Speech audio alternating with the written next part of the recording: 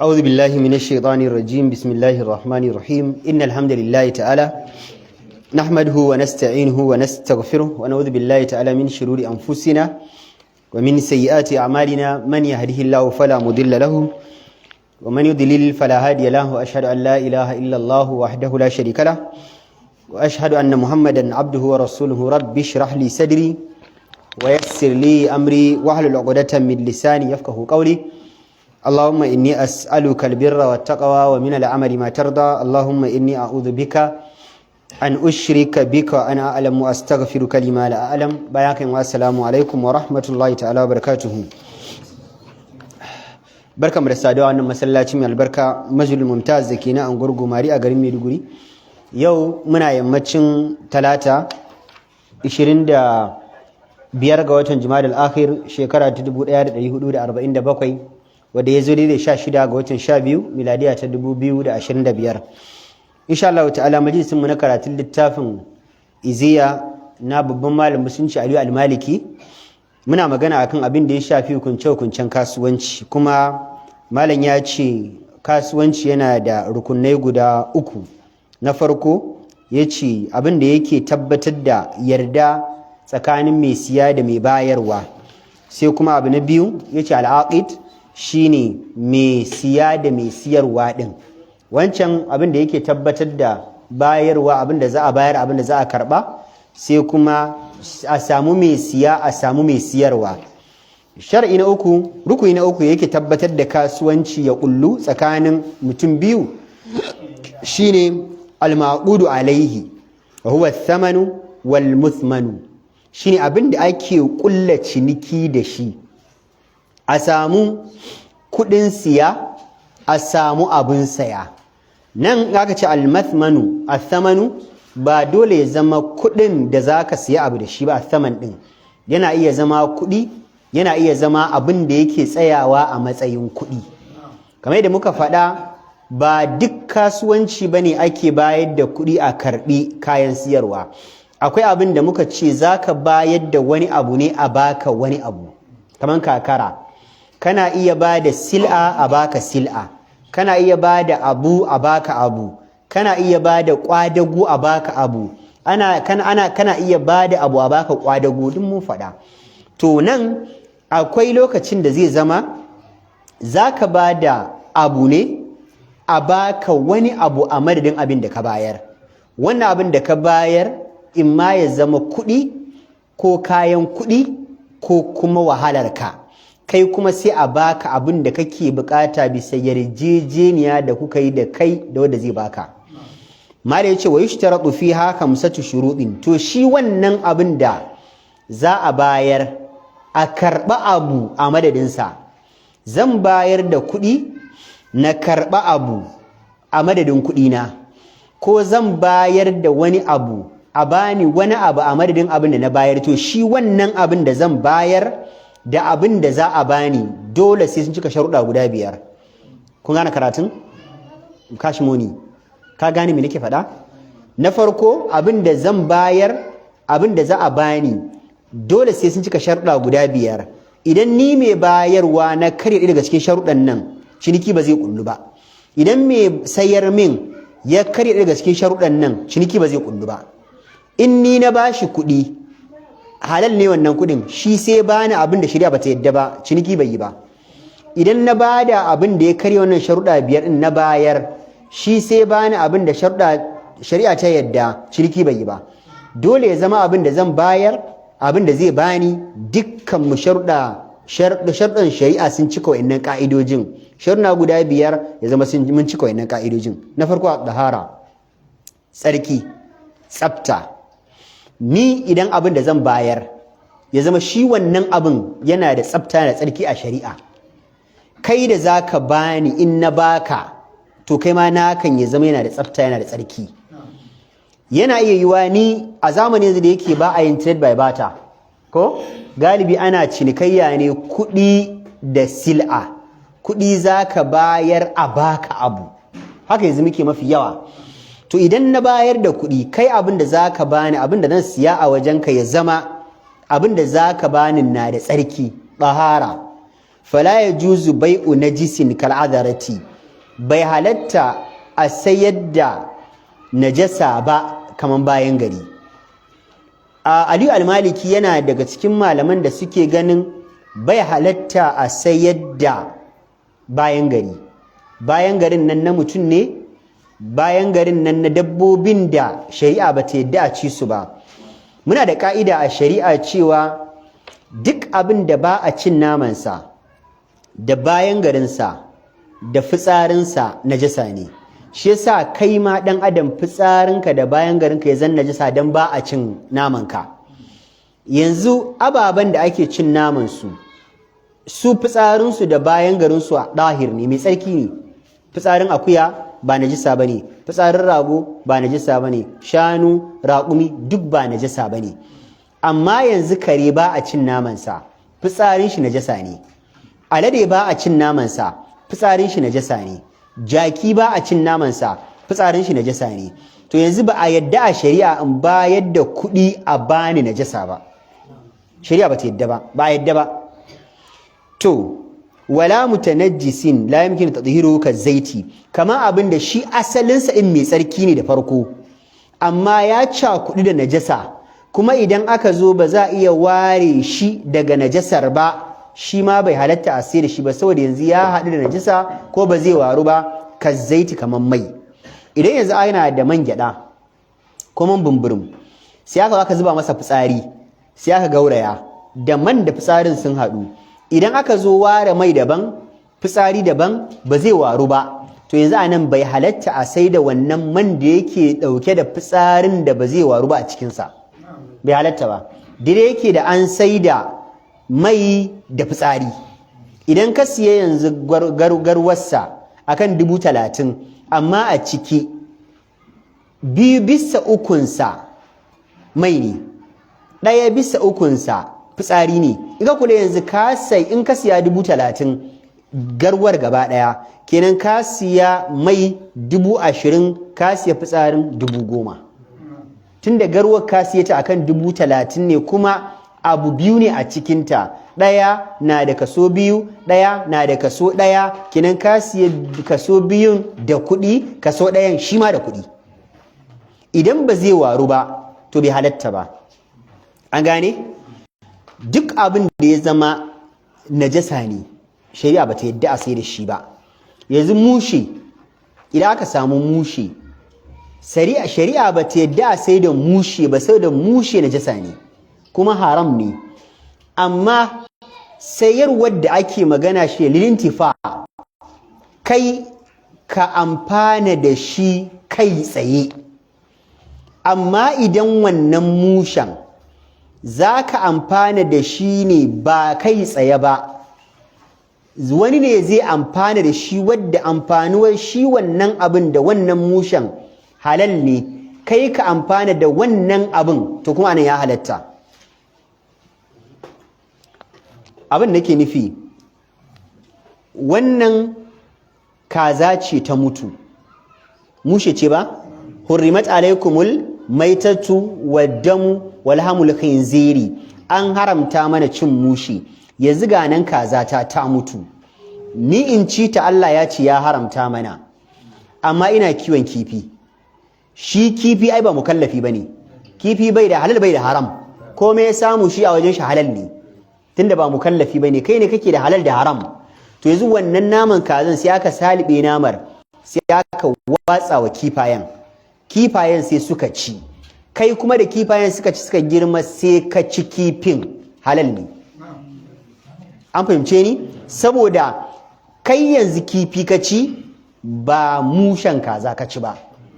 To yanzu idan har yanzu aka samu mushe, kai ka ci mushe haram ne, to shari'a bata yadda idan kai ne za ka yi amfani da mushe ka siya ba a yadda ba, haram.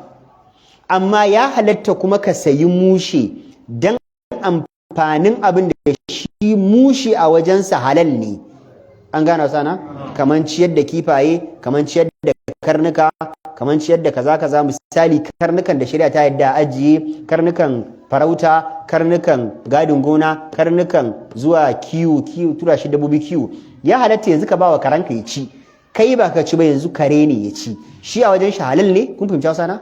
Kai kuma yanzu ka zo ka ci kifi muka ce halal ne. Sannan duk abin da kuma shari'a ta haramta to ba a cinikayyarsa. Kaga giya Allah ya haramta, to bai halatta ka sai da giya ba. Manzo Allah sallallahu alaihi wasallam inna Allah idza harrama shay haruma thamanuhu. Allah madaukin sarki idan ya haramta abu to yana harramar da kudin cinikayyar sama. Idan idza harrama shay harama thamanuhu. Idan Allah sarki ya haramtar da abu to wannan cinikayyar ta wannan abun ma Allah ya haramta. Giya da Allah ya haramta to ya haramta kudin ta. Caca da Allah ya haramta kudin caca. An gane duk wani abu da Allah ya haramta, shi yasa manzon Allah yake cewa maharul baghi khabith, kudin sadakin karuwa annabi yace najasa ne, haram ne. Idan ka san wannan yariyan ba ta da aiki sai karuwanci, ta je ta karuwancin ta baka kudi, in ka karba ka ci haram. Hulwanil kahin, kudin boka, dan duba, dan sane, dan wuri masu dannawa a waya yanzu ka je ka masa bayani da danna a waya ma bayani ga inda abin kai bata, in ka ci haram. An gane? Haram ne. To wayannan kudaden dukkan su harka ce wadda shari'a ta haramta, cinikayyar da ke zuwa akai ma shari'a sai ta haramta. An gane? Amma akwai wani abu da ke kamar masu gardening suna amfani da giya wajen hada magani a fesa wa plants. Halal ne? Halal. Zan ma yi magana yanzu. Idan yanzu aka samu mutane masu noman lambu, bayan garin da yanzu ake kwashewa a sokawai, ai ana zuwa a watsa wa lambuna ai. Idan kai zaka samu bayan garin mutum ne a cikin lambun, yanzu a nan malamai suna da magana guda biyu. Wasu suka ce tunda shi bayan garin najasa ne, bai halatta a sai da shi ba, sai dai ka ba wa mai gona kyauta. Shi mai gona in ka bashi kyauta sai ya ɗauko motar da za ta masa ƙwadago, ta zo ta ɗiba masa, ta yi ta zuba masa a gonarsa ya biya mai mota. Kaga yanzu ya biya kuɗin wahalar hidimar da za a masa ne, kai kuma ya raba ka da ƙazanta, wancan kuɗin halal ne. Wasu malamai suka ce a'a, mu kalli bayan garin, ba bayan garin yanzu in wadda suka yi da'ayi cinikayyar bayan garin da ke cikin sokawayenka suka ce ba cinikayyar bayan garin ake yi ba, ana cinikayyar amfanin bayan gari ne.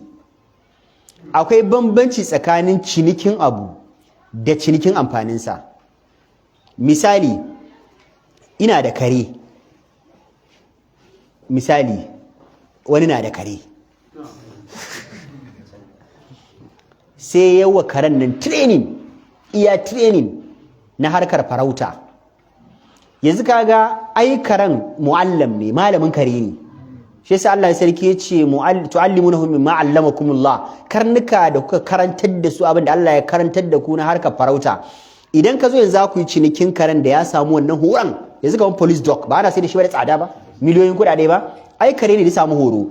To shari'a ba ta yadda a siyar da kare ba, dan kare haram ne shi cinsa a mu'amala. An gane ai, in dai ba hanya guda ukun nan ba. To yanzu malamai suna ganin babu laifi a yi cinikin kwarewarsa, yana yawa ma ya fi karen kuɗi. In yanzu karen zaka siya normal karamin kare, ai bai cika siya shi 30-50 ba misali, amma zaka ji ana maganan karen da ke da kwarewar police dog, yake da kwarewar security, yana da kwarewar farauta, yana da kwarewar amfanin tura dabbobi kiwo, yana da kwarewar gadi, kana maganan 500 miliyan kaza, dala miliyan kaza. Kai ma ka san ba cinikin kare ake ba, ilimin shi ake cinikayya. Anan ya halatta. Wanda suke ganin ana cinikin bayan gari suka ce to yanzu ba bayan garin so kawai ka kai ciniki ba, amfanin bayan garin aka yi cinikinsa. Kun fahimce ni? Idan kana so ka fita a sabani, idan mutum yana da bukata sai ka ce to ga so kawai na ya cika, ka nemo mai mota ka biya shi ya zo ya ɗiba, ni dama an rabu da shi, in baka kwashi ma zan tona rami a zubar min. Kaga yanzu ka hutar da kai kuɗin tona rami, kuɗin biyan kwashewa, ya nemo a kwashi a je a zuba a gona. Anan ya halalta. An fahimce ni? An yi cinikayyar amfaninsa ga wadda suke ana cinikayyar amfani ba ainun najasa ba ita kashin aka yi ciniki ba, amfanin kashin aka yi ciniki. Malam Usman, ko ka gane me na faɗa? Abun daban-daban ne, wannan bayan gari ne, a shi bayan garin taki ne ai, yanzu yana da wani amfani shi da cinikin shi bayan garin shari'a ta hana, amma ya halatta a yi cinikayyar amfanin da bayan garin zai yi an zuba shi a gona.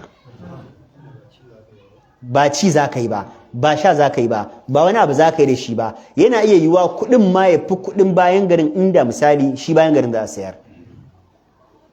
Bismillah. Amma malam kuma wanda za ka biya su kuɗi su kwashe a mota kuma su je su siyarwa. Na'am?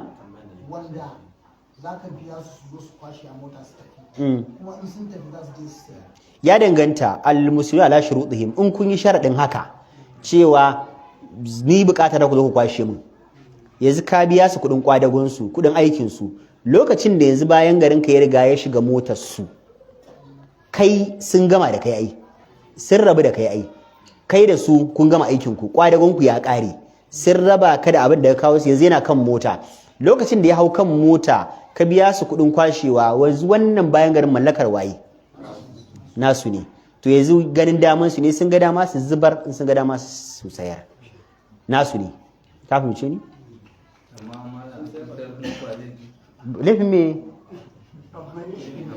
To shine muke faɗa amfani, muka ce yanzu amfani me lambu suka sayarwa ai, ko wanda zai sha suka sayarwa, akwai mai sha ne? An gane? Abin da zai iya rabuwa in aka zo raba shi ya halatta a siyar da shi. Yanzu idan aka samu najisa ta haɗu da abin da yake zahir, amma zai yi a raba, zai kan iya rabuwa, misali zai iya rabu, to yanzu malamai suka ce ya halatta a sayar da shi a halinsa, amma za ka yi bayani sai ka ce wane cikin wannan abin da kake gani akwai abu kaza kaza kaza najasa ne, amma idan ka je gida ka samu lokaci ka tsince najasar ka zubar, da haka zan siyar maka shine akan kaza. Akwai abun ma da zai zama yana cikin abu, shi abun ba najasa bane amma kai ba zai maka amfani ba, in ka siya a yadda abin yake kuma shi ya sani, in ya saba kuma urufi to ya cutar da kai. Yanzu mun zo babin kasuwanci sai kun yi haƙuri, za mu yi ta bayanai da yawa. Akwai abin da a babin urufi na cinikayya la yau tabaru gararan, ba a kallon shi a matsayin yaudara, ba abu. Duk mutumin da ya je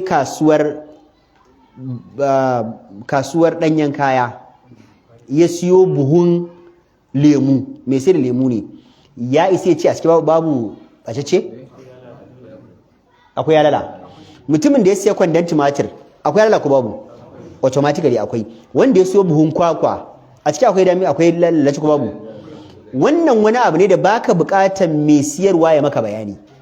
Ka sani, na sani, da hakan muke cinikayyar, a nan halal ne. Al-ma'ruf urufan kal mashruɗi sharɗan, duk abin da ka sani, na sani, ba buƙatar sai mun sa sharaɗi, kawai za mu yi kasuwancin mu haka automatic, shari'a ta yadda. Kuma ban isa in siya in zo in samu damejin da maka da shi ba, shari'a ba ta yadda ba, kai za ka ɗauki asara. Akwai amma gejin asarar da in ya wuce nan shari'a za ta ce ka dawo da shi. Misali sai ka zo ka juya buhun lemu, sai ka samu 1/3 buhun gaba ɗaya dameji ne, wannan ya saba tunanin ko ya saba tunaninka ba?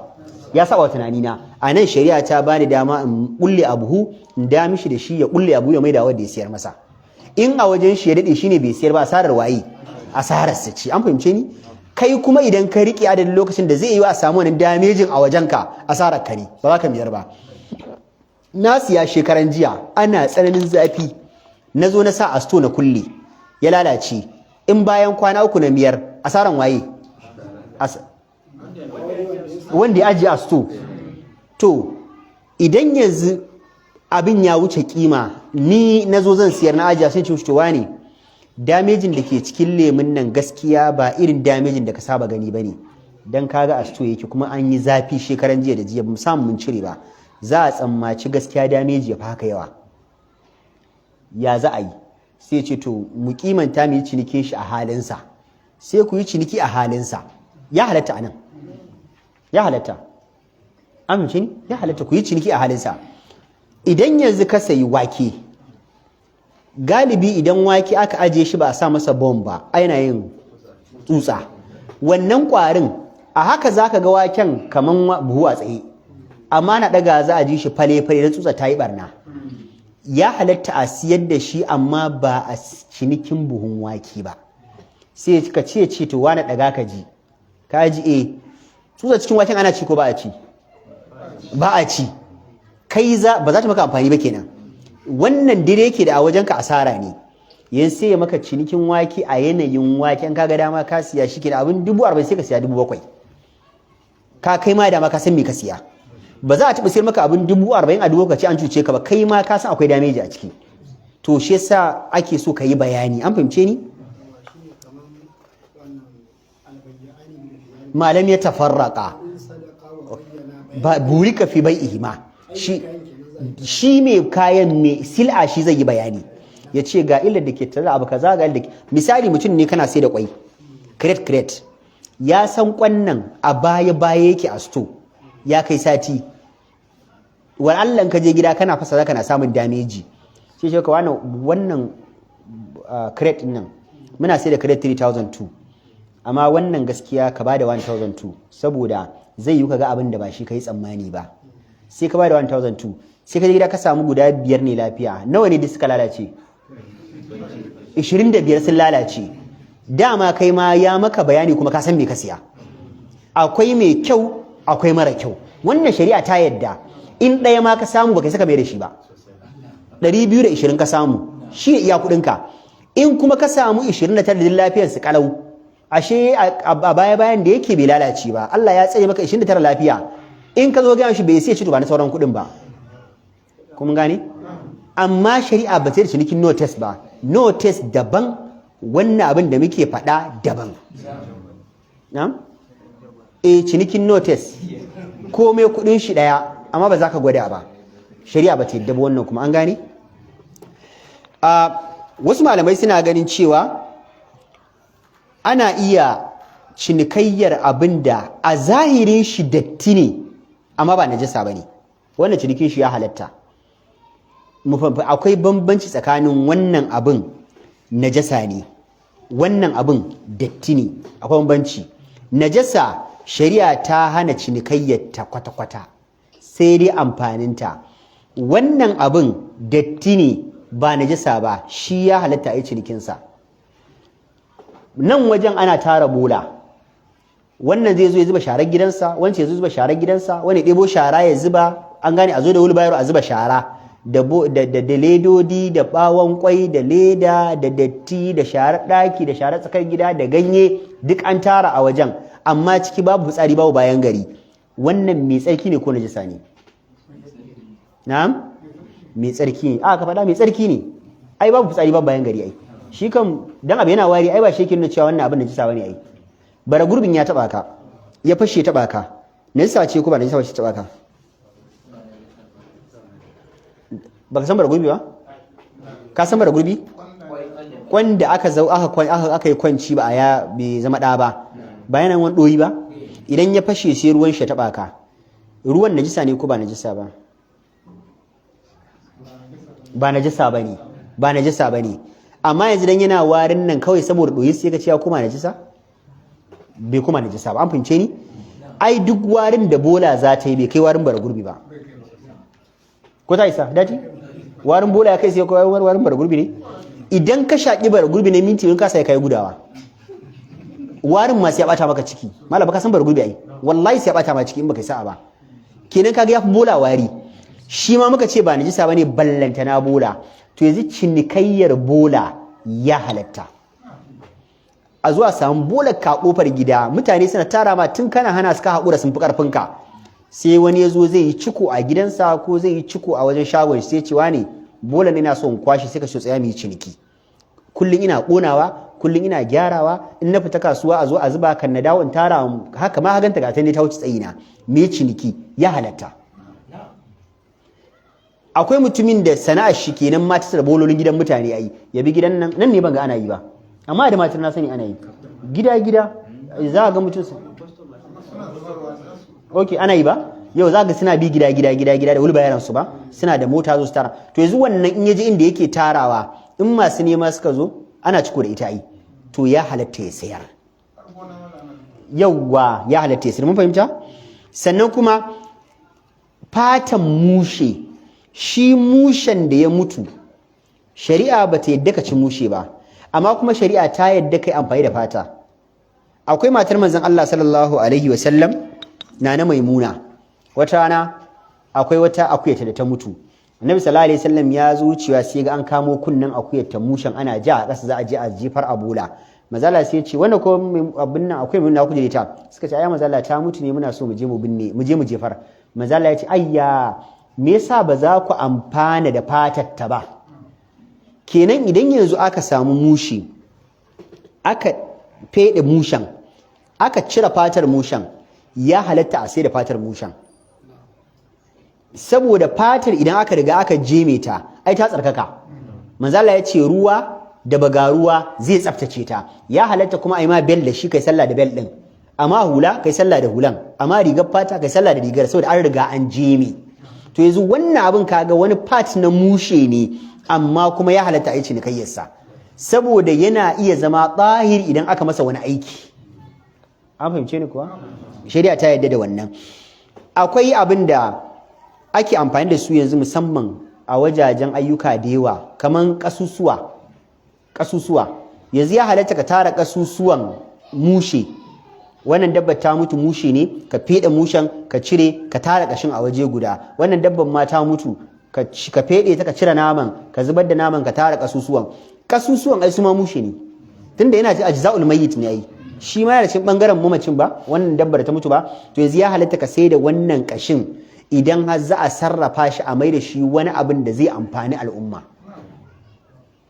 Ba ci za ka yi ba, ku fahimci bambancin, wannan ba ci zan yi ba, a mai da kashi ya koma alli chalk na rubutu, me hada shi da cin mutum yana cin chalk ne? Ba na yin chalk da kashi ba? Idan aka kona kashin a gyara shi a sarrafa ya koma kashi, to yanzu wannan ya halatta ka sayar saboda za a yi wani amfanin da mutum ba ci zai yi ba. Sannan ana yin mai da shi, to nan ne malamai suke da sabani idan aka yi mai da mushe, shin idan ka shafa wannan man ka kula da mushe muka ce ba bai halatta yi cinikayyarsa ba, to yanzu shin mushe najasa ne ko mushe haram ne? Mushe haramun ne. Akwai abin da haram ne ba najasa ba, akwai abin da najasa ne ba haram ba. Giya haram ce ba najasa ba ce. Idan za ka taho sallah sai ka biyo ta bakasi misali, gidanka yana ta gaban bakasi sai ka biyo wani sun fara fada, yan bakasin suka fara fada, sai wani watsu ma wannan abin cikin kokon, kun gane abin cikin koko ba, sai watsu maka sai ya taba ka, kar ka kuma gida ka wanke, sai dai tsami zai dame ka da mutane, amma ba wai da tsamin ba najisa bace, ba najisa bace, ka zo kai sallah ka Allah ya karba, kawai ai dawa ce ta ribe, dan dawa ta ribe shi ta kuma najisa? A'a ba najisa bace, kuma gane? To yanzu ita yanzu wannan kaga haram ce ba najasa ba. Akwai abin da kuma shi yanzu najasa ne. Yanzu wannan abin da muka ce kashi ai shi din haram ne, mushe ne. Amma kashin yanzu dan kashin akuya mace ciya ta baka zaka je ka wanke wajen? Kashin dabba da ya riɓe, ruwan dabba da ta zama mushe ya taba ka sai ka wanke wajen?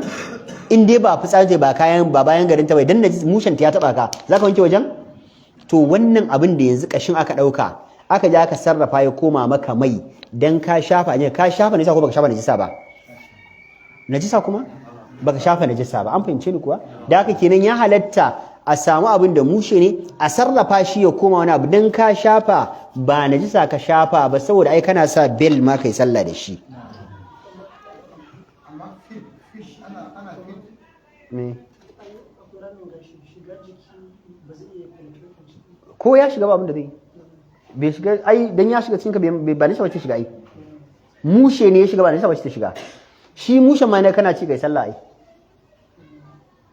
akwai mushe halal akwai mushe haram da ci shi larura ce take kawo shi duk kifayen da kake ci ai mushe ne amma kana ci ba to akwai mushen da kuma Allah ya ce fa man durra ghayra baghin wala adin fala mushe ne gashi nan alade ne ma kana tafiya a jeji yunwa za ta kashe ka ka samu alade mushe danyen shi ma ka ci ba sai ka gasa ba shari'a ta yadda kaga babu bukan najisoshi da abubuwan haramci riwa masu taro ai gashi najasa ga alade kai ga mushe ne ga baka dafa ba duk amma ka ci haka dan karka mu shari'a ta yadda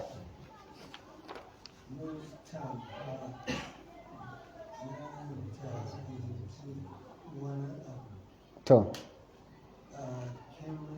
a'a to kuma kar ka yi mu can idan ya haƙuri amma na feed fa malam. na Feed ana sarrafa shi a feed na animals da shi. ya halatta ba misali ya halatta hauren giwa ai asalin shi shari'a ta hana saboda haƙori ne annabi ya hana mu cin haƙori annabi ya hana haƙori babu haram ne ko da dabba ce ka cire haƙorin ta shari'a ta hana ka to amma ga ana sarrafa shi abu da shi duka malamai suka ce ya halatta an gane shari'a ta bamu wannan damar ne saboda a tunkuɗe mana damuwa idan aka hana mu yin amfani da abu kaza aka ce kaza ba za mu yi ba sai ka samu damuwa ta mana yawa abubuwa da yawa da muke amfani da su na mayukan shafawa ababen shafawa dukkan su shari'a ta yadda su koda ko asalin su daga mushe ne an gane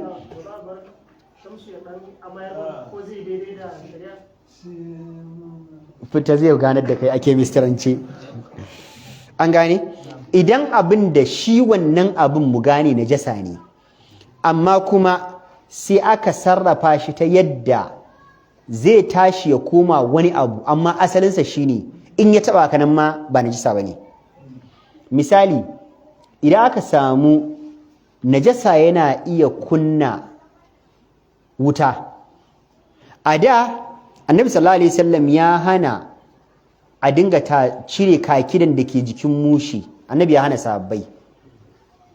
sahabbai mazala ya hana to amma yanzu misali da aka cire man da ke jikin dabba ko kuma misali muƙaddara aka ce akwai wannan abin najasa ne wacce kaga ai muka ce haram ne ba najasa ba to idan aka samu wannan abin najasa ne automatic mun san najasa in a ce zai yi fitsarinka ya kunna wuta to idan aka zuba fitsarinka a cikin kwalbar a ci balbal sai aka sa mata lawani sai aka cinna fitsarinka ne yake bayar da wannan flame din wannan flame din yake bayar da hayaki in hayakin ya taba kana jin warin hayakin ba najasa bane ka je kai sallah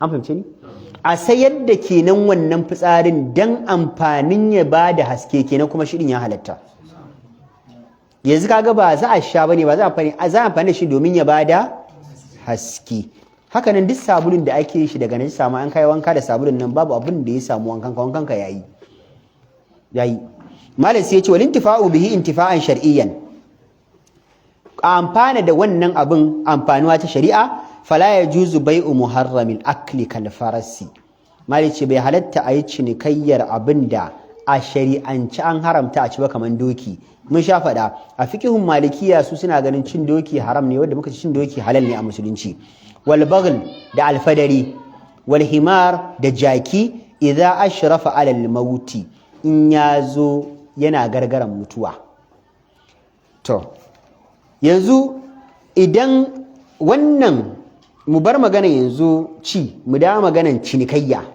ya halatta a sai da doki ya halatta a sai da alfadari ya halatta a sai da jaki ya halatta ba to amma yanzu wannan doki ne yana shure-shure zai mutu shari'a bata yadda a siyar mun ba in na siya garar ba lalle bane ya rayu na ba da kuɗi ya mutu me na siya mushe shari'a bata yadda ba wannan jakin yana burburuwan mutuwa shi halatta in dai ya shiga burburuwan mutuwa bai halatta ba sannan malamai suka ce dukkan wani abin da idan ka biya kuɗinsa ba lalle bane ka amfana da shi a yanzu kuma sannan akwai wani sayin da abin ke nuna maka wadda in fa ma ka biya gama ba lalle ka amfana da shi ba cinikin haramun ne akwai abin da za mu yi cinikinsa ina da zato mafi rinjaye zan amfana da shi yanzu akwai abin da kuma gaba ma ina da yaƙinin zan amfana da shi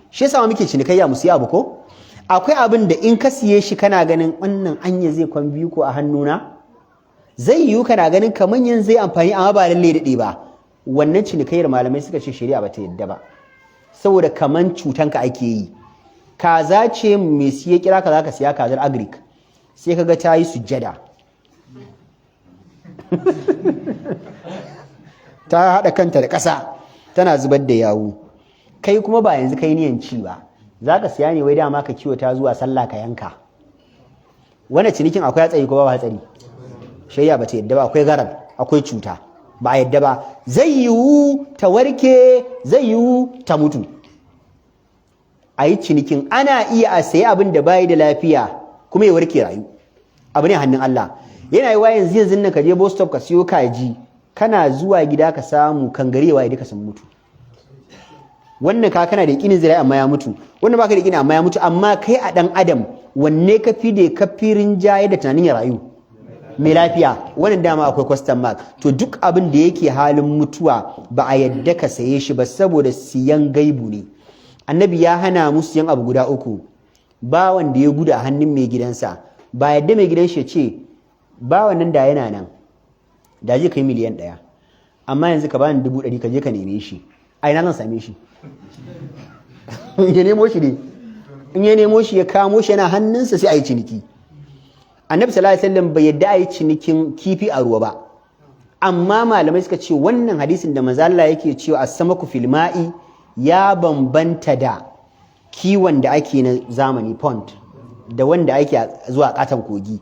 Mutum ne zai shiga kogi sai ya ce maka wani zan shiga kogi zan je neman kifi, ba ni kudin kilo 5, ba ni kudin kilo 5, misali kilo 3,000 15,000 ba, in ya shiga bai samu fa, kuma kai kudinka kana bashi ya ba iyalan shi hanso shinkafa da wake, an yi cefa ne, an yi tuwon safa, an yi tuwon rana, da yamma zai je nema, ya shiga bai samu ba, yanzu rikici yana nan ko rikici bai nan? Rikici yana nan. Amma idan a pond ne kaga shi wannan ai ba inda kifin za su je, a nan malamai suka ce ya halatta a yi cinikin koda yana cikin ruwa, saboda da yana ruwan da yana hannunsa matsayinsu ɗaya. Kun gane bambancin nan? Annabi kuma ya hana a yi cinikin tsuntsuwa sama. Mutum ne yana da tabararsa, ba muna kiwon baru ba, sai ce ka wani wannan namijin barin, wannan godu a namijin barin nan nawa ka siye shi, sai ka ce kamo shi ya zama yana hannunka sannan mai ciniki. In ka siya a sama ka ba shi kuɗi ya ci haram, in barin kamuwa fa, ka gane? Annabi ya hana tsuntsu a sama, kifi a ruwa, bawa gujejje. Annabi sallallahu alaihi wasallam duk ya hana, saboda a cikin abin akwai cutarwa da zai yi wa mutum ba zai amfana ba. Sannan akwai ababen da malamai suka ce ko da abin ba najasa bane, shi wannan abin ba najasa bane, ba haram bane, amma illar abin tana iya sa shari'a ta hana cinikayyarsa.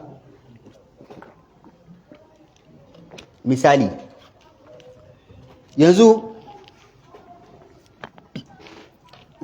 abin nan guba, poison, najasa ne?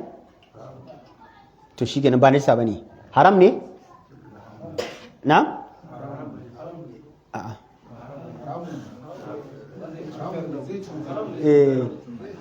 Zai cutar.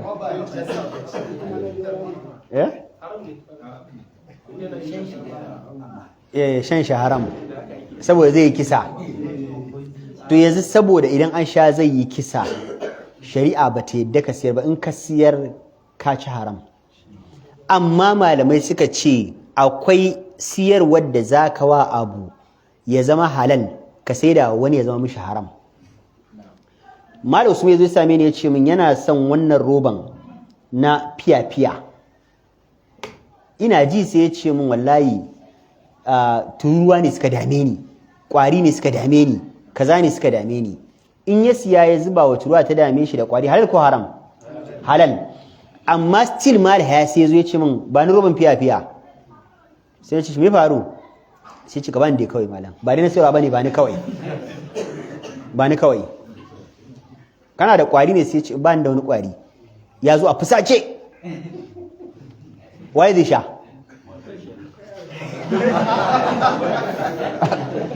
Ba komi waye sha?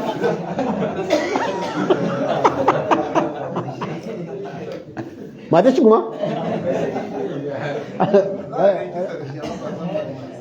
To me haɗa ka da bako me zai kashe maka mata? Bako me mala ya ma za kashe maka mata? Ita kadai ce fanta mutu akwai matsala ba? Ka dafa mana asiri Allah, ta mutu akwai damuwa wallahi. Mata shi da to shi yasa kaga yanzu akwai abin da cinikayyarsa tsakaninka da wani halal.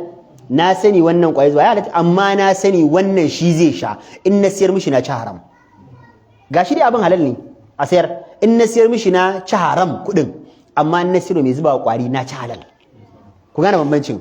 Da haka wajihin kasuwanci shi ke nuna halaccinsa ko haramcinsa, da kuma me za a yi shi ke nuna halaccinsa ko haramcinsa. Sannan idan har aka sai da dabbar da ba a cin namanta, wanda ya sai da ita ma ya ci haram. To ya zami da ababen da ake bukata wadda idan baka bayar da kuɗi ba za a baka ba, kuma kai kana da bukatarsa, kuma shari'a ta hana cinikayyar su, kamar karnuka. Malamai suka ce ko dai ya baka kyauta idan ba da wani kwarewa, ko kuma ya cinikin kwarewar shi anan ya halatta. An gane? Akwai ababen da still saboda illar da suke wa al'umma, shari'a bata kira su da sunan najasa ba, bata kira su da sunan haramci ba, amma kuma suna kaiwa ga haramci. Wannan cinikai sa haram ne. Misali yanzu mutum ne ya zo ya same ka ya ce maka da Allah ne ka siyar min hatimin asiri na kaza na kaza, akwai yariya da nake so nayi ta so in taki, ba an ce min kana da wani lakani ba, ce za ka yi abu kaza ne ka kawo katon mimun ka sa sunanta ka sa sunanka, wallahi idan ba tare ka ba mutuwa za ta yi. Ita wannan paper cinikayya tare ne ko ba halal bane, amma abin da take dauke da shi a ciki illa ne ko ba illa ba, wannan yanzu cinikayyar wannan hatimin ya zama haram, saboda zai sa hankalin wani ya dawo kan wani wadda ba a san shi bane, a dole ne.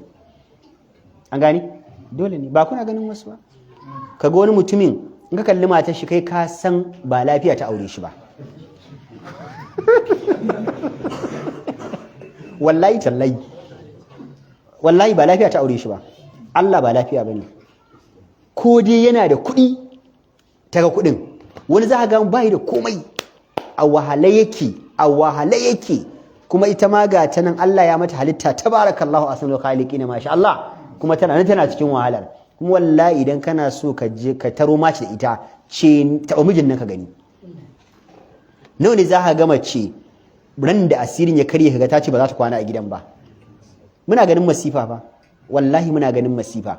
Wata macen suna zama da mijinta lafiya kalau, dare idan Allah ya sa an tone abin garin tono, ko an tada abin garin inda ya je binne, ko abin ya karye, tana bacci za ta farka.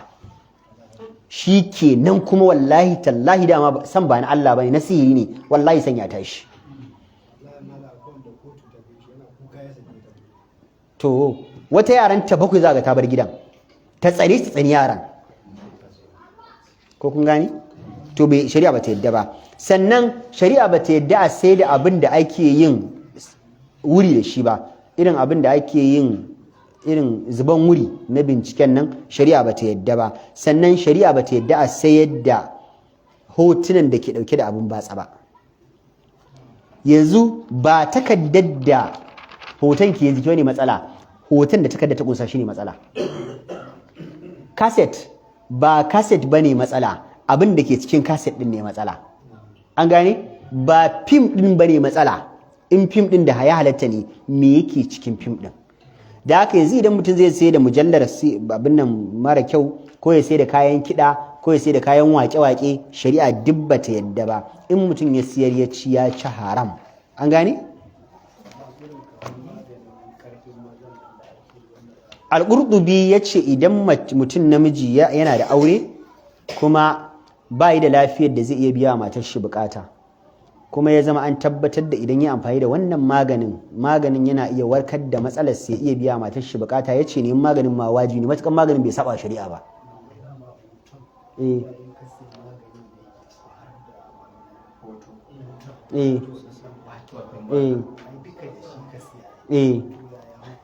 To sai a cire hoton tunda ya saba shari'a, a yi rubutu a jiki, ba sai an sa hoto ba. Ai shi hoto na tsareci ta ko'ina, ta kowace fuska haram ne, kowace fuska haram ne.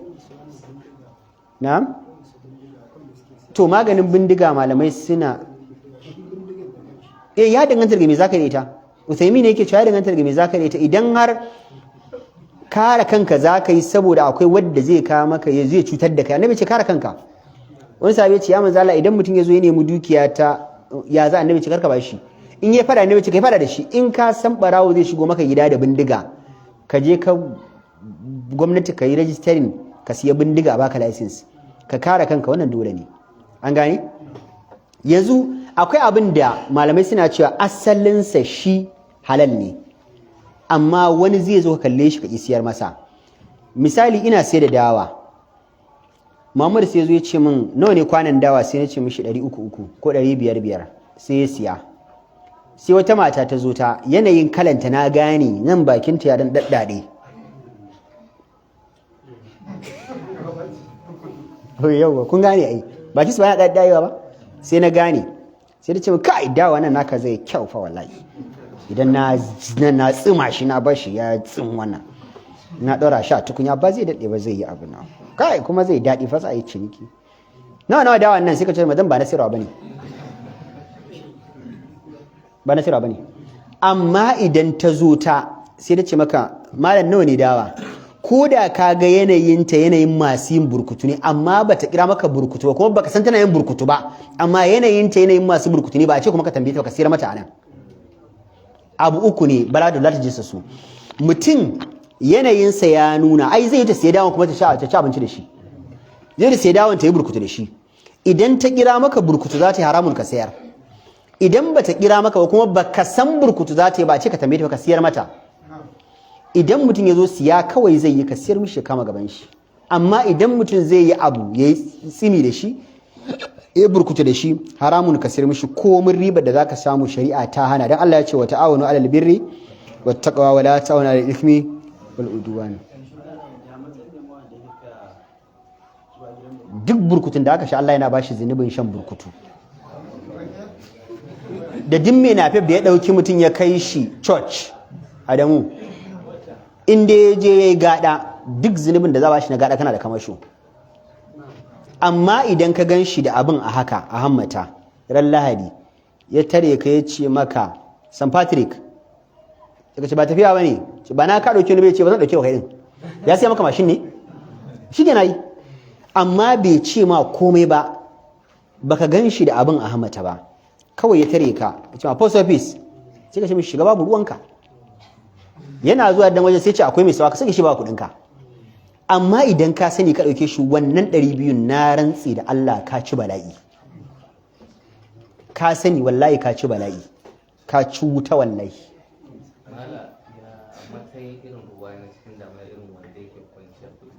Zahir ne shage shi wa ɗinin luma halal ne.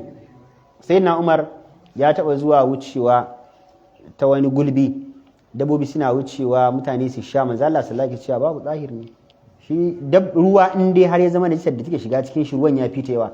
Yanzu ruwan da ya zauna mana nan kusan wata mana tare da shi ba har ya fara wari ba, ya zama kamar kwatami ba. In ka shigo ba ya kawo ka zo mu sallah da kai. Ai muna da yakinin ruwan da yake da yawa a kwanta wajen ya fi so kawai da ya fasa yawa. Da haka wai dan ya canza kala ya canza wari bai mai da shi najasa. Dinin ma ake cin shi ruwan sama da ya canza kala ba kawai me tsayar malaya